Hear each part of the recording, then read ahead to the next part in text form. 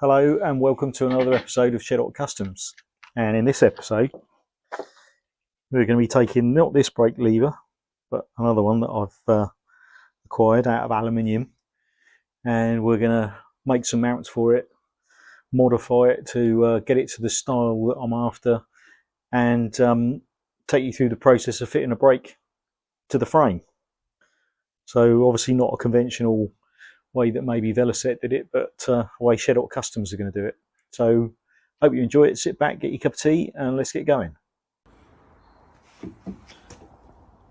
So something that turned up, which I'm very pleased about, is this aluminium cast rear brake arm, which is a pattern of the Velocette brake, made of aluminium, super light. Obviously got to bore some holes in it and make it work.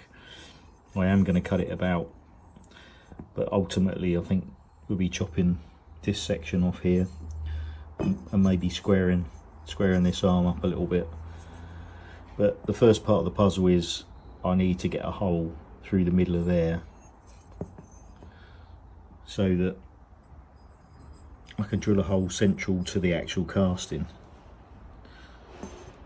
And I think my plan is going to be, I'm going to hold it in my lathe. I won't be able to turn it in the lathe because it's way too big. So let me put it in the lathe and I'll show you what I'm going to do.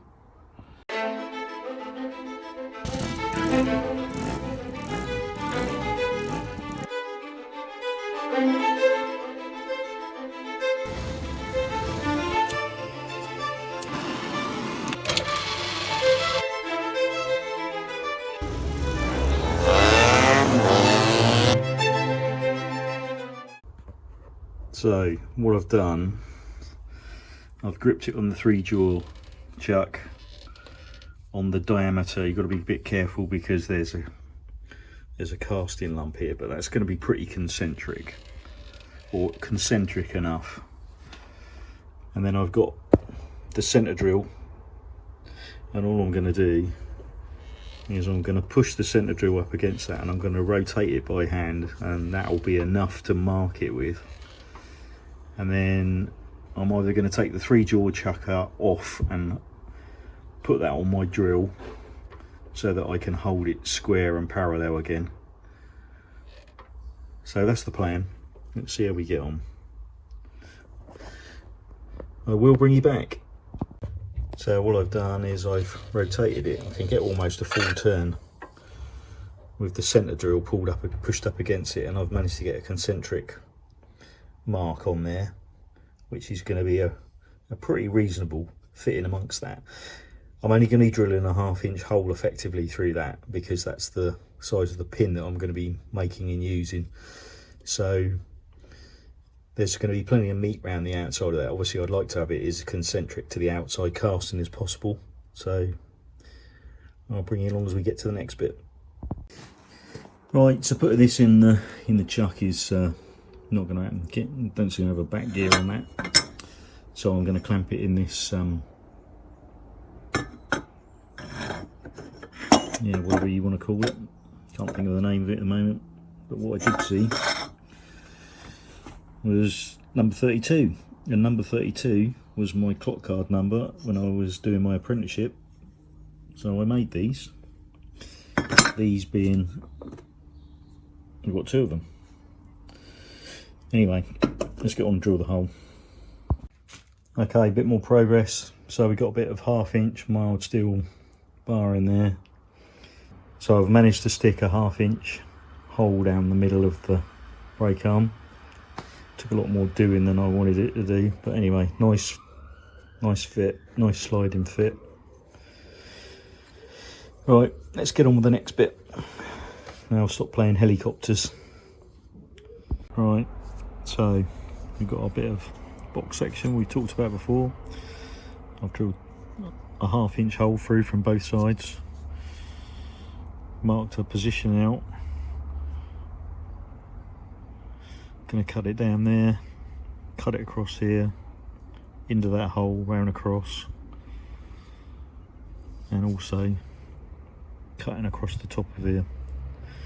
And this is what's going to cradle the new brake arm, and you'll see why haven't completely made my mind up yet, but this is going through so that I can drill a hole from under here and tap it, and that will be the lock which stops the brake from coming back. So if you adjust the brake backwards, the lever's got something to push against to stop it returning and just keep coming that way, if that makes at all sense. Anyway, let me cut this up and I'll bring you back. Alright, so that's what it looks like.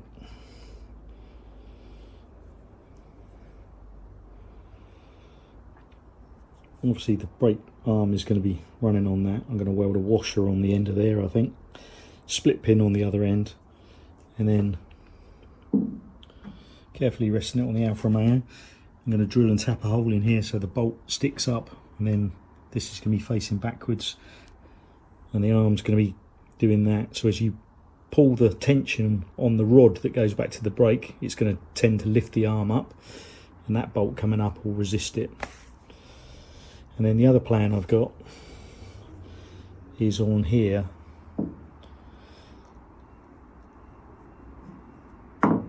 If you can imagine, this is sitting on top of the tube. I'm going to drill 2 holes in here so I can weld through to the tube, and then I can take the frame off and puddle weld it down the sides. So effectively that is going to get welded on there at an angle and at a position backwards and forwards that suits. And the holes that get drilled through the bottom will allow me to attach it to the frame. Well, that's the plan. So what I need to do now is machine up the brake arm. So that's next.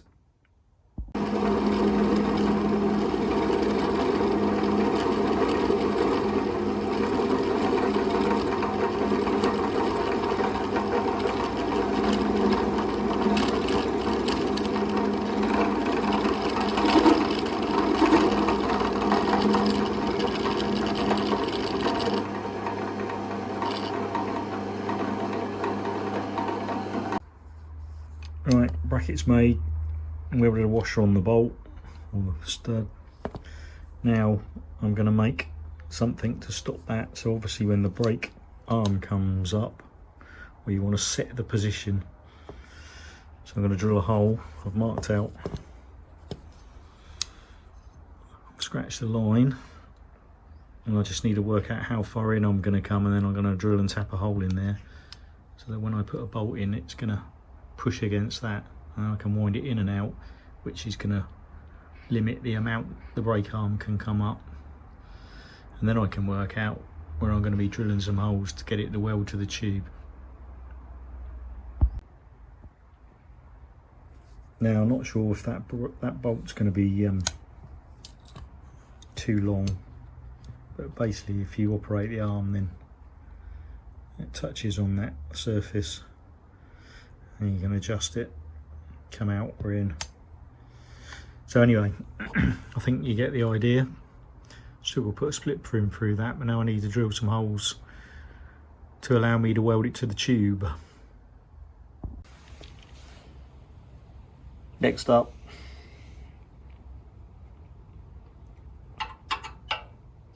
foot peg. So there's not really enough room between the frame and the plate to put a hex bolt in, if that will focus. So I've ordered up some countersunk ones, but just for the purposes of working out where I'm going to put the brake arm, I'm going to mark this, drill this, and see if I can just jury rig it up for the minute to allow me to move it forward. Okay.